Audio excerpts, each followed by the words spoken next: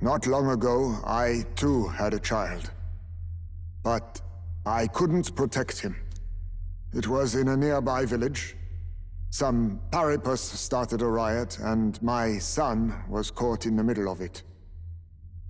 They beat him until he was barely recognizable. Even bloodied and battered, he clung to life. But his body was broken. He couldn't move. And not a single person came to his aid. He was a Ujif, and to them, that's all he was. But he was a helpless child, left to die in a pool of his own blood. By the time I finally got to him, it had been hours. It was too late. I had no idea. I couldn't abide it. Reality was too painful, and I ran until I was spending my nights and days in the sandworm's pit. Better to live in solitude than in the embers of hell. That was the real reason I lived in that den of beasts. I thought death would be a mercy. Izmay. And then these meddlers came along. They dragged me under the night sky I'd not seen in many seasons. And beneath those stars, it finally came to me. This is not the life my son would have wanted for me. That thought changed my whole perspective. His memory deserves love, not pain.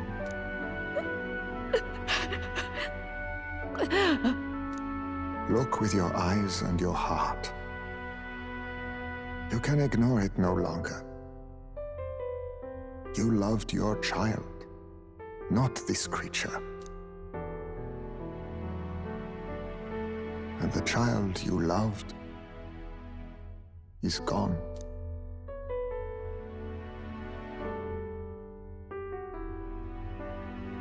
If I could have sacrificed my life instead, I swear I would have done it. I loved my son with all of my heart. I know. Nobody could ever deny you that. And now, the nightmare is over.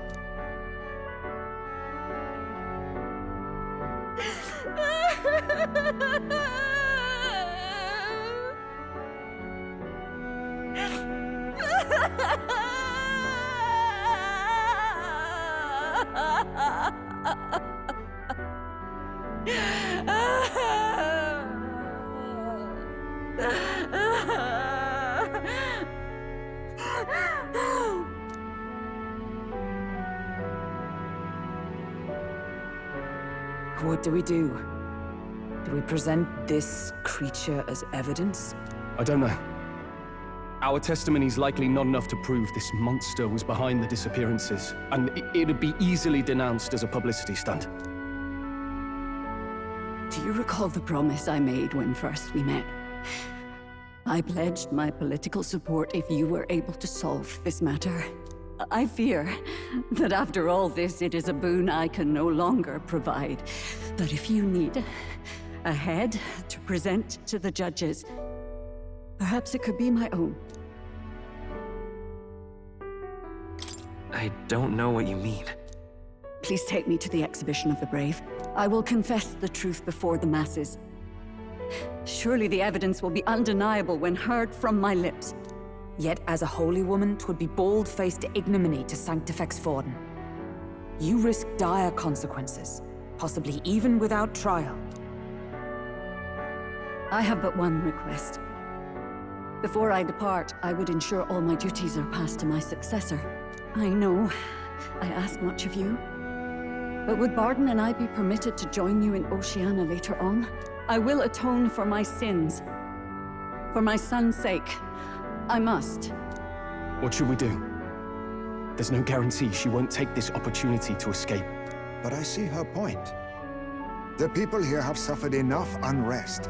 If she is to leave them, she must ensure they still have guidance, else they'll fall to chaos and panic. You are our captain. The decision is ultimately yours. I'm choosing to trust Joanna.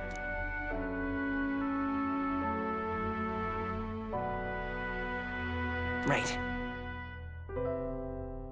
You're too nice for your own good. But you might have a point about not forcing her. Our treatment of her might reflect on her confession, too. Don't want anyone saying we coerced it out of her. Then 'tis settled. Oh, thank you for your kindness. 1,000 times. Thank you. Oh, how curious. It's as if the fog has finally lifted from me.